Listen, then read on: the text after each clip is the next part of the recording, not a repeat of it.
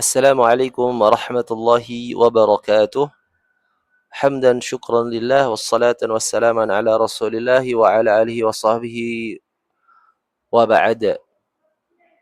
Segala puji bagi Allah Tuhan sekalian alam yang telah memuliakan manusia dengan petunjuk Al-Quran dan As-Sunnah serta memperingatkan mereka daripada jalan kefasikan dan kedurhakaan, kemaksiatan yang membawa kepada kemurkaan Allah Subhanahu wa taala. Salawat beriringan salam ke atas junjungan besar Nabi Muhammad sallallahu alaihi wasallam, ahli keluarga baginda, para sahabat serta sekalian orang yang mengikuti petunjuk baginda hingga ke hari kiamat. Taib, ma'asyiral muslimin, mari kita lanjutkan membaca sebuah ibarah di dalam kitab 20 aqabah fi tariqil muslim alladhi yajibu al-hadharu minha. Fisqul i'tiqadi, kefasikan di dalam akidah.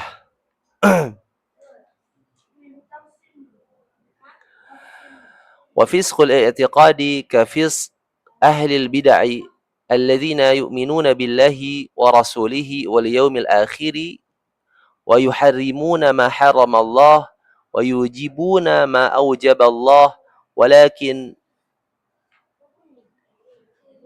كثيرا مما أثبت الله ورسوله ويثبتون ما لم يثبته الله ورسوله وهؤلاء كالخوارج وكثير من الروافض والقدرية والمعتزلة وكثير من الجهمية الذين ليسوا غلاة في تجمهمه.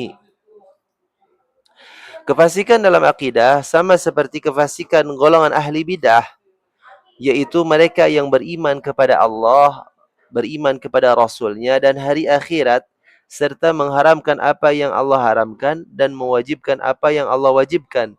Namun mereka menolak banyak perkara yang telah Allah dan Rasulnya tetapkan, serta menetapkan perkara yang tidak ditetapkan oleh Allah Subhanahu wa taala dan Rasulnya.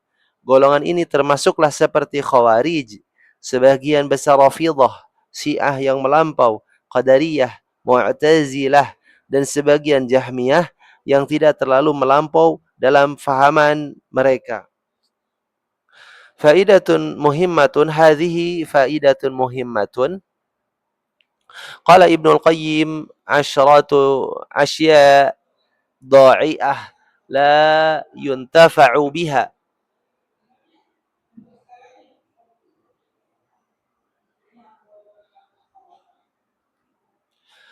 Ilmun la yu'malu bihi wa amalun la ikhlasa fihi wala iftida wa ma la naf'a minhu fala yastamti' bihi jami'uhu fid dunya wala yuqaddimuhu amamahu ila al-akhirah wa qalbun farighun min mahabbatillahi wasyauqi ilaihi wal uns bihi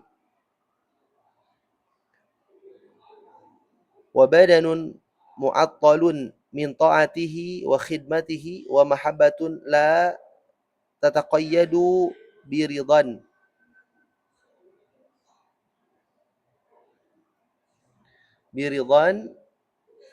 al-mahbub wa imtithali awamirihi wa waqtun mu'attalun an istidraqi faritin aw igtinami birrin wa qurbatin wa fiqrun yajulu fima la yanfa'u wa khidmatun liman la yuqarribuk khidmatuhu ila Allahi wa khawfuka wa raja'uka liman nasiyatuhu biyadillahi wa huwa ashirun fi qabdatihi wa a'zamu hadhihi al-idha'atan huma aslu kulli idha'atin idha'atul qalbi wa idha'atul waqti fa idha'atul qalbi min ithari ad-dunya 'ala al-akhirah wa idha'atul waqti min tuli al-amali. Al-Fawaid Ibn Al-Qayyim. Qala al-muallif, berkata muallif Ibnul Qayyim berkata, 10 perkara yang sia-sia dan tidak mendatangkan manfaat. Yang pertama adalah ilmu la yu'malu bihi, ilmu yang tidak diamalkan. Amal yang tidak disertai dengan keikhlasan dan tidak menuruti sunnah Nabi Shallallahu Alaihi Wasallam. Harta yang tidak memberi faidah, tidak dinikmati oleh pengumpulnya di dunia dan tidak pula dijadikan bekalan ke akhirat. Hati yang kosong daripada kecintaan kepada Allah, kerinduan kepadanya, dan rasa tenang bersamanya. Tubuh yang tidak digunakan untuk taat dan berkhidmat kepadanya. Cinta yang tidak terikat dengan keridhaan yang dicintai Allah serta pelaksanaan perintahnya. Waktu yang disia-siakan tanpa digunakan untuk menebus kekurangan masa lalu atau merebut peluang melakukan kebaikan dan amal soleh. Pikiran yang berlegar tentang perkara yang tidak bermanfaat. Khidmat kepada seseorang yang tidak mendekatkan dirimu kepada Allah Subhanahu wa taala. Rasa takut dan harapan terhadap seseorang yang ubun-ubunnya berada dalam genggaman Allah dan dia sendiri berada dalam kekuasaannya.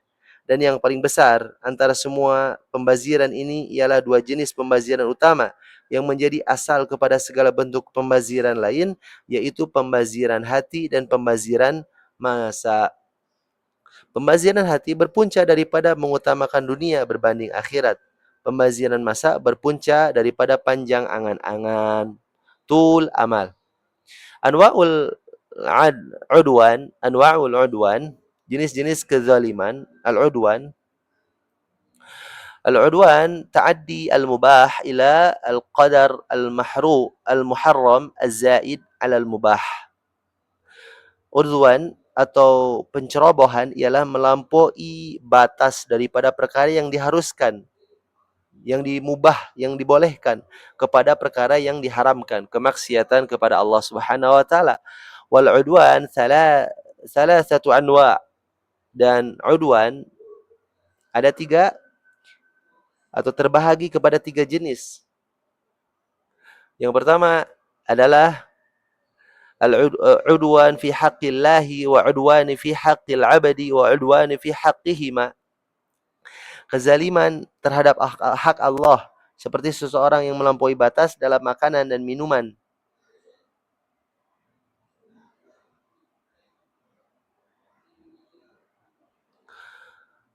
Kezaliman di dalam hak Allah, kezaliman di dalam hak hamba, seorang hamba, dan kezaliman terhadap keduanya.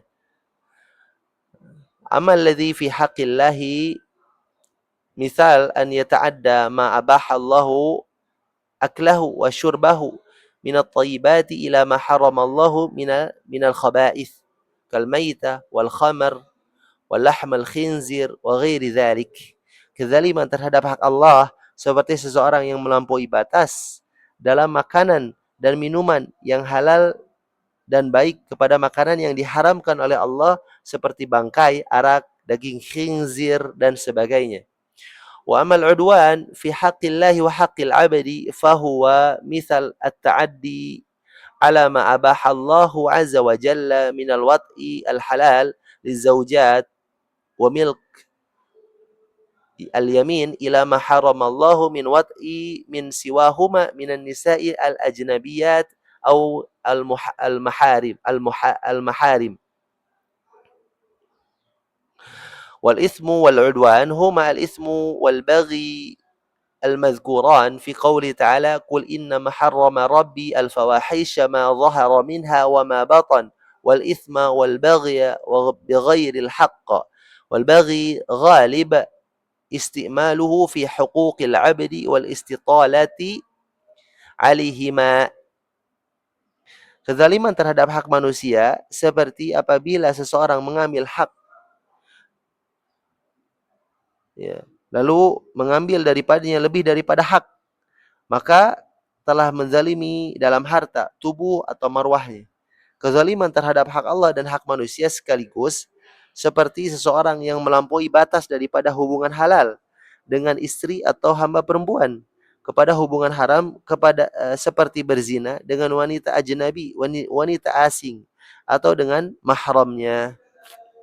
Adapun al-itham, dosa, dan al-udwan, pencerobohan, kezaliman yang disebut dalam Al-Quran adalah sama dengan al-itham, dosa, dan al-baghi, kezaliman yang disebut oleh Allah dalam firman-Nya, katakanlah sesungguhnya Tuhanku hanya mengharamkan perbuatan-perbuatan keji, sama ada yang nyata maupun yang tersembunyi, dosa, al-itham, dan pencerobohan al-baghi tanpa kebenaran. Dan perkataan al-baghi ya, biasanya digunakan dalam konteks pencerobohan terhadap hak-hak manusia dan melampaui batas terhadap sesama manusia. Allahu a'lam, barakallahu fikum. Wassalamualaikum warahmatullahi wabarakatuh.